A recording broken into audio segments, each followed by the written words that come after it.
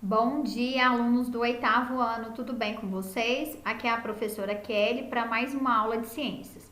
E na nossa aula de hoje estaremos falando sobre as brisas, ok? Então vamos lá. Brisas.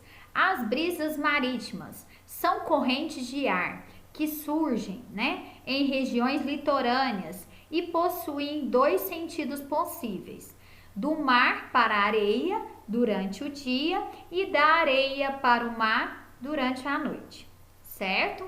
Essa diferença nos sentidos das brisas está relacionado com as diferenças entre os calores específicos da água e da areia e com o fenômeno da convecção. Então vamos lá. Por que ocorrem as brisas? Durante o dia, o calor irradiado pelo sol aumenta a temperatura da areia e da água. Como o calor específico da areia é menor que o da água, ela esquenta e esfria com maior facilidade. Sendo assim, a temperatura nas proximidades da areia será maior que a temperatura nas proximidades da água. E o ar sobre a areia será mais quente que o ar sobre a água, o que provoca diminuição da pressão do ar.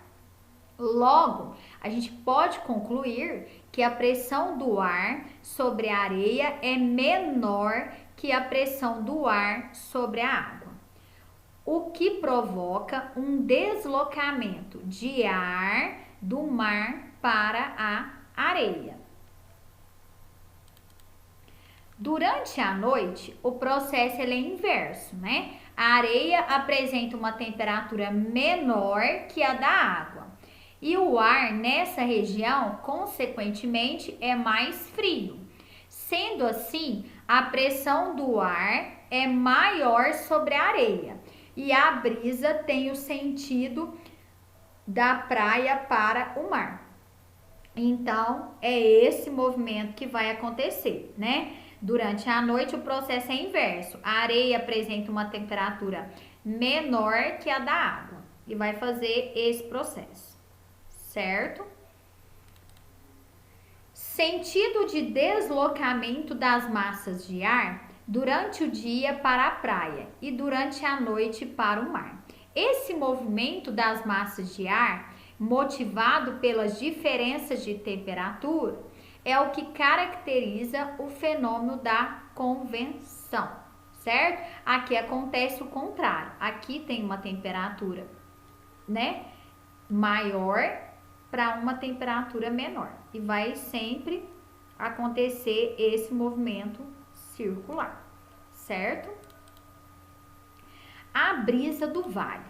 Assim como ocorre nas praias, as regiões de vale, e de montanha produzem zonas de pressão capazes de formar as brisas. Durante o dia, o topo da montanha sofre maior aquecimento do que o vale, criando uma zona de baixa pressão. Isso faz com que o ar mais frio, mais denso do vale, seja direcionado para cima, deslocando-se pelas encostas das montanhas. A brisa da montanha, No período da noite, a temperatura do cume da montanha, ela é perdida mais rapidamente do que no vale, criando uma zona de alta pressão na montanha e de baixa pressão no vale, o contrário, Em virtude da diferença de temperatura e também da densidade do ar nos dois locais. O ar mais frio tende então a descer as encostas da montanha em direção ao vale, formando a brisa da montanha. As monções. As monções são os ventos típicos da região sul e sudeste da Ásia, que de forma sazonal elas mudam sua direção, podendo causar um período de intensas chuvas ou de rigorosas secas, certo? Então, são as monções que são responsáveis pelo período intenso de chuva ou pela falta de chuva. São as monções. Nós temos a monção marítima, né? Que durante o verão, em grandes proporções, o continente se aquece mais rápido do que o oceano, formando uma zona de baixa pressão no continente e uma de alta pressão no oceano. Em virtude disso, o ar úmido do oceano é deslocado rapidamente para o continente, onde sobe e produz grandes nuvens e intensas chuvas nessa estação do ano, certo? Monção terrestre. No inverno, os oceanos demoram mais tempo para perder seu calor em relação ao continente, né? De modo que há acúmulo de ar mais denso no continente. Esse ar vai se deslocar para os oceanos, levando com ele, né, a umidade presente no continente. Como resultado, ocorre um período com rigorosas secas. Eu vou falar sobre os ventos ciclônicos. A gente ouve muito falar sobre ventos ciclônicos, né? Na meteorologia, né? Os ventos ciclônicos, eles ocorrem quando o ar se desloca em grande velocidade, né? Em torno de zonas de alta ou de baixa pressão atmosférica, formando os redemoinhos. Quando o ar gira em um centro de baixa pressão, o ar quente da superfície sobe, formando movimentos espirais em alta velocidade. Esse tipo de vento é chamado de ciclone. Nessa situação, o ar quente que sobe leva com ele a umidade, podendo ocasionar a formação de nuvens e de tempestades.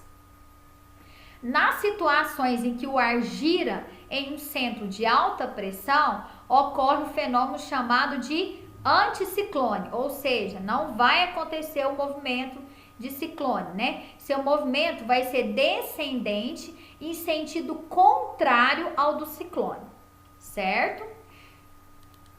O furacão, né? O furacão, ele é formado por um vento ciclônico nos oceanos tropicais e pode ter diversas denominações, de acordo com a sua localização no planeta, né? Em porções do Oceano Atlântico e do Oceano Pacífico, próximas aos Estados Unidos. É conhecido como furacão. Na Ásia, próximo à China e o Vietnã, recebe o nome de tufão. Já no sul do Oceano Pacífico e no Oceano Índico, ele é chamado de ciclone tropical, certo? Tornado. Os tornados são formados por ventos ciclônicos capazes de exceder os 400 km por hora e podem se desenvolver em qualquer região do mundo. Apesar de algumas localidades terem condições maiores para sua existência, como as áreas centrais dos Estados Unidos, né? Normalmente eles ocorrem no fim do inverno e nas primaveras. Sua diferença em relação ao furacão é que geralmente o tornado ocorre no continente, em áreas mais secas e quentes. É formado na base de nuvens, de tempestades, chamadas cúmulos nimbus. Seu diâmetro é alguns metros menor que o do furacão e a sua duração não passa de minutos. No entanto, seu poder de destruição é bem maior, sendo capaz de erguer e lançar grandes objetos como carros e casas, né? Causando muitas mortes por onde ele passa, certo? Agora é a sua vez. Meninos, vocês vão pesquisar para mim sobre os instrumentos utilizados para a medição dos ventos.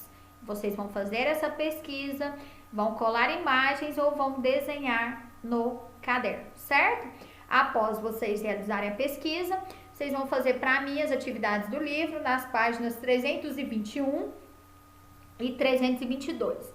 E se vocês tiverem alguma dúvida, estarei à disposição de vocês nas nossas lives, certo? E na nossa próxima aula, eu vou estar falando com vocês de alguns materiais que vocês vão separar para nós realizarmos um experimento, certo? Um grande beijo para vocês, fiquem com Deus e até a nossa próxima aula. Até mais!